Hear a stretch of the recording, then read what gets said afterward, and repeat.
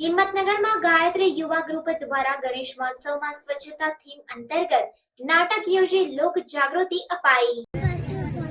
પાપા આવો આવો આવો આવો આયા ને ભાઈ જાગો તો સતે હજી તો 10 વાગે કામ ના આવું આટલી બધી તો લાઈટો સુતા નથી દેખાતું નહીં લાઈટો નથી કે તો ડોહા ટાવર કહું છું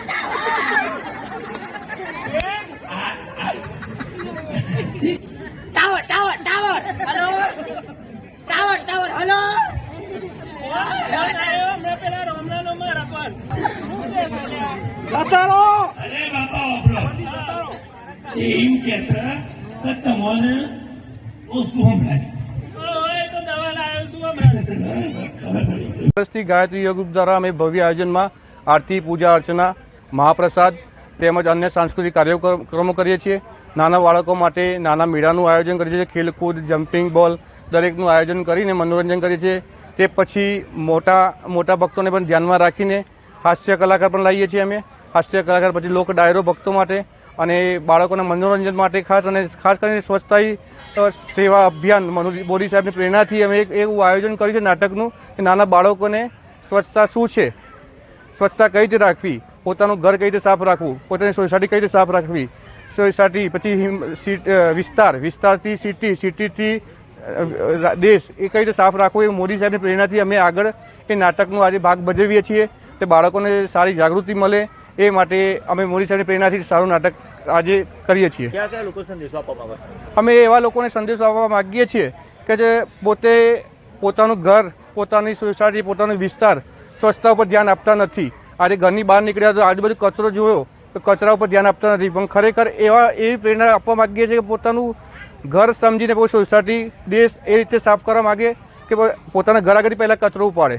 એવી પ્રેરણા અંદર જાગૃત થાય. પછી સોસાયટીમાંથી કચરો ઉપાડીને પોતાના વિસ્તારમાંથી સફાઈ કઈ રીતે કરવી, એ પછી હિંમતનગરમાં સિટીમાં, વિસ્તારમાં, દેશમાં કઈ રીતે સાફ સફાઈ કરવી એ રીતે પ્રેરણા જાગૃત થાય એ માટે અમે નાટકનો ભાગ ભજવીએ છીએ. આજે મયુર પ્રજાપતિ, હિંમતનગર ગાયત્રી ગ્રુપ. બીજું બધું બોલો. ઓકે બીજું સ્ટાર્ટ. નમસ્કાર. અત્યારે અમારી સાથે કલાકારો છે. અત્યારે અમે લોકો 7 કલાકારો સાથે અહીં એક પ્રેઝન્ટેશન આપવાના છે. એક સ્વચ્છતા હી સેવા જે અંતર્ગત અત્યારે સરકારનું જે ઝુંબેશ ચાલી રહી છે, જે 14 સપ્ટેમ્બરથી 2 ઓક્ટોબર દરમિયાન ચાલી રહી છે અને 17મી ઓક્ટોબરે આપણા માનનીય વડાપ્રધાન નરેન્દ્રભાઈ મોદીનો જન્મદિવસ છે. એ દિવસે 100 કલાક આપણે શ્રમનું યોગદાન આપવાનું છે. સાથે સાથે આ સ્વચ્છતા જે 2014થી ચાલુ થઈ હતી એ અંતર્ગત અત્યાર સુધી અમે લોકો ગુજરાતભરના 12,000થી વધારે જગ્યાએ શો કરી ચૂક્યા છે.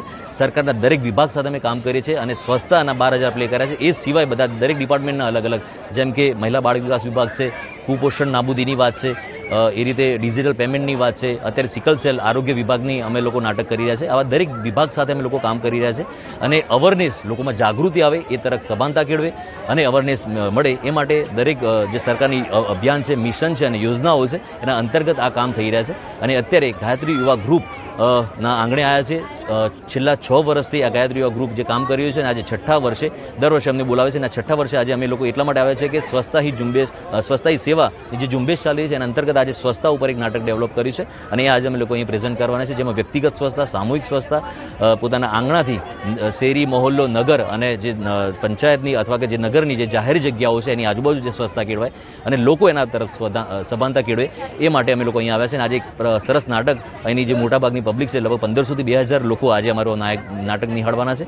અને આજે આ મીડિયાના માધ્યમથી અમે સૌને એક અપીલ પણ કરીએ છીએ કે જે સરકાર સ્વચ્છતા માટે જે પ્રયત્ન કરી રહી છે, દરેક યોજના માટે પ્રયત્ન કરી રહી છે, તો આપણે સૌ એમાં જોડાઈએ અને સશક્ત ભારતનું એક નિર્માણ થવાનું છે, એની સાથે સહયોગી બનીએ.